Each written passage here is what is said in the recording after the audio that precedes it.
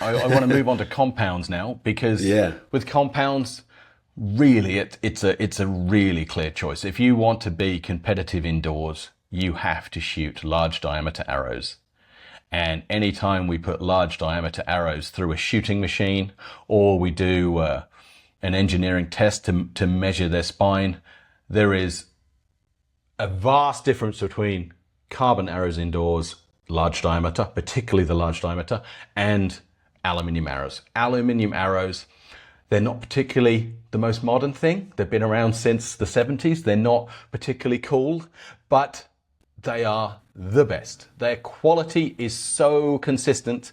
They are just fantastic. When you compare them on a scientific way of actually measuring their spine, and when you also compare them by shooting them through the shooting machine, there is a huge difference. And most of the time, the aluminium arrows are cheaper. Now, of course, if you're trying to use these big diameter carbon arrows to shoot outside and to shoot more distance, then the speed, the lightness can give you what you're looking for. But if you're looking about being indoors and just maximizing your score at 18 meters, I have no doubts in my mind at all that the best for performance is the aluminium arrows. They are just so consistent. And when I used to shoot them through the hooter shooter before major competitions, typically the aluminiums, if they passed the simple spin test that they were straight, which of course new ones would, but I mean with old arrows, they would go in the same hole at 18 meters.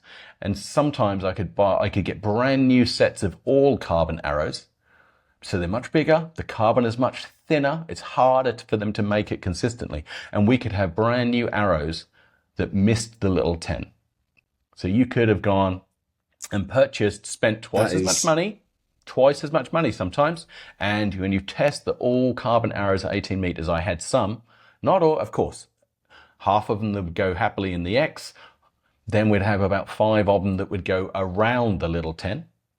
And terrible. In each set I ever tested, there was one arrow that you could do a perfect shot and you would miss the X.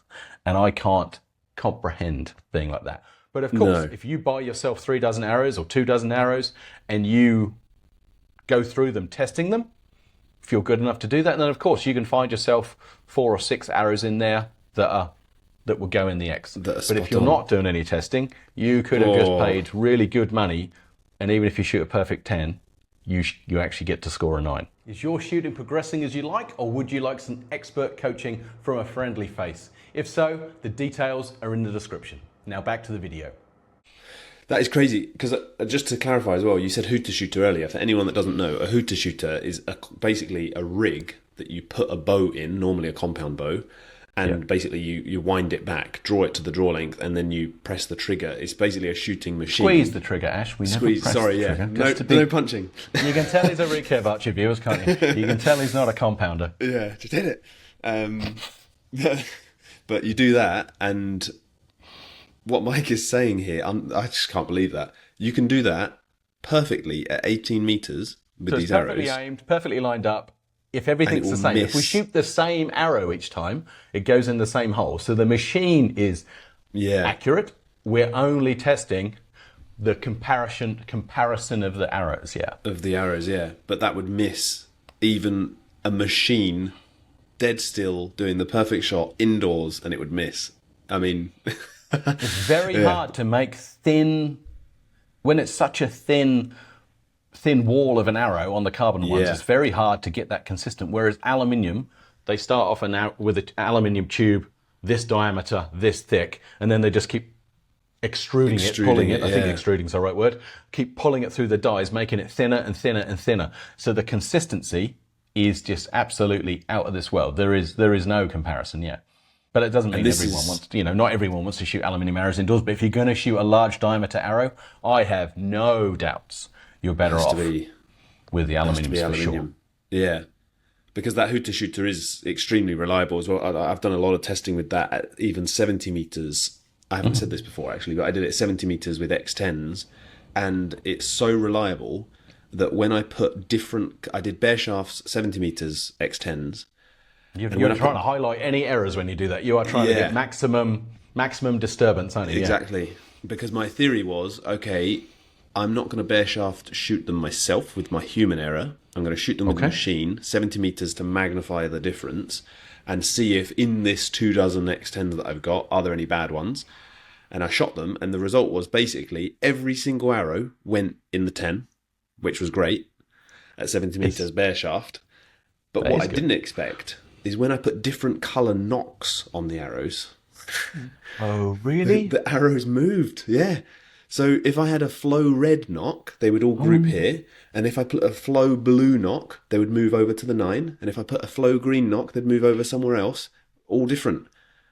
So if you imagine like the difference from different colour spin wings. I knew that different colour spin wings have different. I did not. You are the first person, because I must admit, I've never done that. Every time I've tested my arrows, they've all had the same knocks on there. No one should shoot different knocks, in theory. That would be, it's against the competition so if your arrows are going left, we should buy blue knocks? Is that what you're saying? I think so, yeah. That's basically the thing. But if you imagine, like, it can detect that smaller difference just from the colour, the stiffness of the knock. That is fascinating. I didn't know that.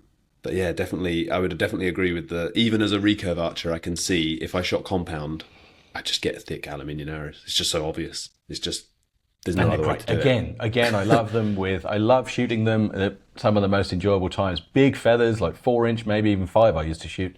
And again, I'd go for a heavy point, regardless of what size you're going to think. I think having the big heavy point really does help. And by that, I mean 250, 350 grains. If you're shooting above 50 pounds, all the grains go for it. I tried 800 grain points. They're terrible, just to let you know. At the time, I had to make them myself, and they were absolutely bloody awful. You could, if you made a mistake, you'd be looking for the red, no problem. So keep it around 200 to 350, something like that. I'm sure you'll have a great time, and they're cheaper. Doesn't matter so much if you break them, but probably you'll have 6 arrows and you'll last their entire season with them. Yeah. Oh, wow. I've learned some stuff there as well, yeah. And so have I. Who would have thought? Different colour knocks, different impact points. Crazy. Thank you, Ash. I really enjoyed that, and we'll talk again soon. Bye-bye. If you stayed till the end because you enjoyed the video, please consider subscribing. It really helps me.